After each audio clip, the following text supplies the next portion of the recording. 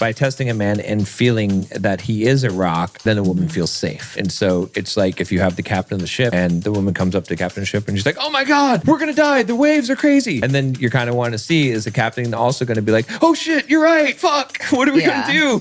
Right? If he's then just you like, feel like you're all going to die. Right. That's why you're testing. It's not testing because you want to see, is this, do I really need to be worried? Or do I have, but if he's like, oh no, it's good. I got it under control. It's all good. We'll be safe. You're going to be fine. He comes home from work and he's made $1 million.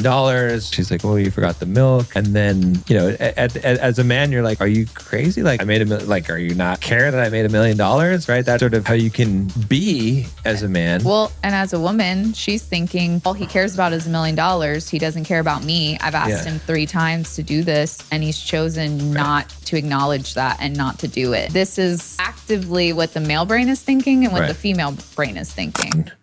The challenge of feminine energy. This was like from the Grok AI said, data describes feminine energy as chaotic, flowing and testing the masculine. For your podcast, you could talk about how this test shows up in your relationship. Does your wife see herself in this role? How do you, as the husband, respond to it in a way that keeps things better than perfect? Nice AI.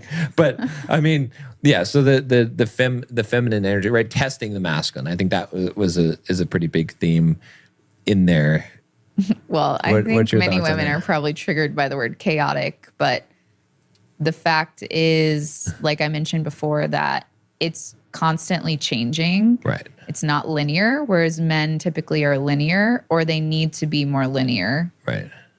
Because a chart of like a woman's emotions can be like here and then here and then there and then way down here and then, you know, like it looks like an EKG.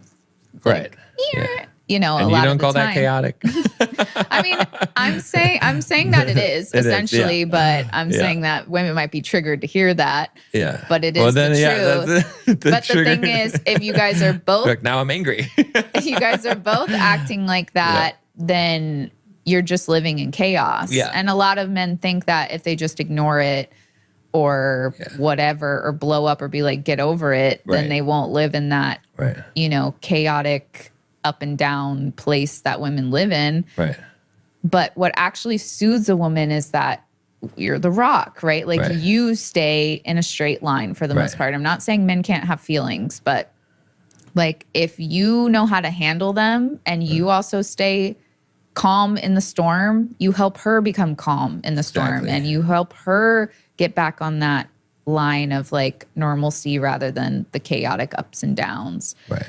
Because we experience a lot of emotions and we experience them a lot more intensely than men experience them. And so it is like a storm inside of us a lot of the times. Yeah. And we need you to be the captain that's going to weather the storm. That's not going to be like, you know what? I don't want to deal with this right now. Let me just ignore her and go watch TV or play video games. Like a woman wants to be helped, but we don't want to feel like you're fixing us. Right, exactly, yeah. Because the best way for you to actually fix us is to be that calm in the storm. And love. Right. Because, and there's a testing element to it, whether it's conscious or unconscious, because by testing a man and feeling that he is a rock, then a woman feels safe. Right. And so it's like if you have the captain of the ship and the woman comes up to the captain of the ship and she's like, oh my God, we're going to die. The waves are crazy. And then you're kind of wanting to see, is the captain also going to be like, oh shit, you're right. Fuck. What are we going to do? Right. If he's then just you like, feel like you're all going to die. Right. Then it's like, now that's why you're testing. It's not testing because you want to see, is this, do I really need to be worried? Or do I have, but if he's like, oh no, it's good. I got it under control. It's all good. We'll be safe. You're going to be fine. It's all good. It's good. You know, then you feel a little more secure because you're like, okay, well, if he feels like things are good, like it didn't make him go into a chaotic, crazy spin, so I feel safe. But if you got both people freaking out, there's no safety there. Yeah, exactly. So, and I think men might confuse this with saying that if they're calm, then there'll be more chaos and more craziness. Yeah. But in reality, I think that if you exhibit the things that he says in this book and you exhibit being a rock and staying calm and showing love despite all the things going on, you actually inspire the woman to better handle her emotions. Right. And maybe express them to you in a better way, or whatever positive thing that you're hoping, maybe even less storms in the forecast. Those things will happen when you do it this way rather than ignoring them. Exactly. Like ignoring them or also getting super emotional and lashing out. Right. That's going to cause more storms. That's going to cause more chaos. Right. But handling it properly, it might feel like you're still dealing with a lot of storms in the beginning, but I promise you, you will get to a place where she feels safe with you and she wants to be better for you and she's inspired by you mastering your emotions, that it will help her do the same. Like, she's still going to be emotional. Exactly, like there's still going to be times when her emotions don't make sense to you. Right. But like the book says, you just have to accept that, not try to change that. And I feel like that is where men get confused. A lot of times they're like, I just want to fix her problems. Right. And it's not that women don't want to fix their problems. It's that they don't want to feel like being emotional is bad. Right. Because being emotional is what causes women to express love so deeply to the man that she's with and allow him to feel love deeply and give love deeply. But that you have to have those emotions. Like, they're never going to go away. And so expecting them, like you read the thing in the beginning of the book that, oh, when my woman stops being so emotional, my life will get better. Right. You're just causing more problems for yourself. Right. If you just have to stop resisting it. Exactly. Go with it. Hustle with it, as you're saying. Like, dance, play the dance, like do the thing. There, I was going to read this one, if I can actually find it in here. I was looking for the milk thing. When he comes home from I think that's in the beginning. It's pretty close to the beginning, right? So there's like a thing about that. She talks about, like, she's like, I asked you multiple times to get milk. And he's like, I just made $1 million. And she's like, but you didn't bring the milk. And he's like, seriously, all you care about is milk? And she's like, I've asked you 3 times. Exactly. Yeah. And it's like, in fact, there was a chapter in here that was the whole, don't suggest that a woman fix her own emotional problem. That's literally a chapter, so it's good. Tolerating her leads to resenting her. Right? So, where's the praise? Women are not liars. Yeah, there's a lot of good pieces in here.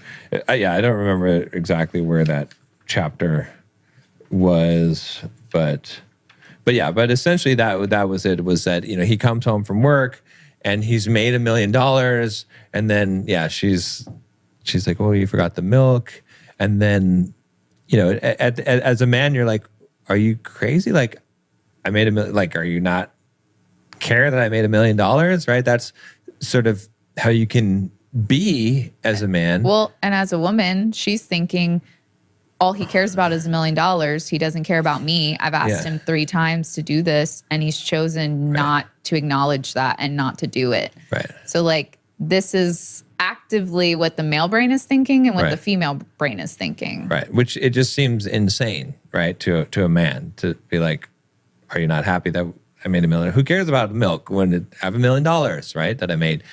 But ultimately, it comes down to her not feeling loved. Mm-hmm. And ultimately, like, his response to that situation is to scoop her up and, I think, throw her on the couch and say, I'll show you the milk or whatever. I'll get you some milk. I'll show you the milk. I think it's I'll get you some. I'll show you the milk, but I'll get you some milk. I'll get you the milk or whatever. So that, again, it's not being phased, right? It's like, you screwed up. You didn't get the milk, but what are you going to do? Defend yourself about it? Get upset at her because she doesn't care that you made $1 million, right? It's like, in a way, it's also a test, but the way to pass that test is to not let it phase you as a man, and to help change her mood, to not, because she's upset about that at that moment, but to help her to transition through that mood, to not let that phase you, to bring the levity to the situation, and to love her through that moment, right? Because it's a tense moment. Hey, she's upset at you. Now you're upset at her, or you could be upset at her. But if you're not upset at her, like, oh, okay, well, that's I did forget the milk. But I love you. I can't stop looking at it. You know, it's like that's that loving spirit that's permeating, that's, you know, that's staying there instead of getting upset, getting offensive.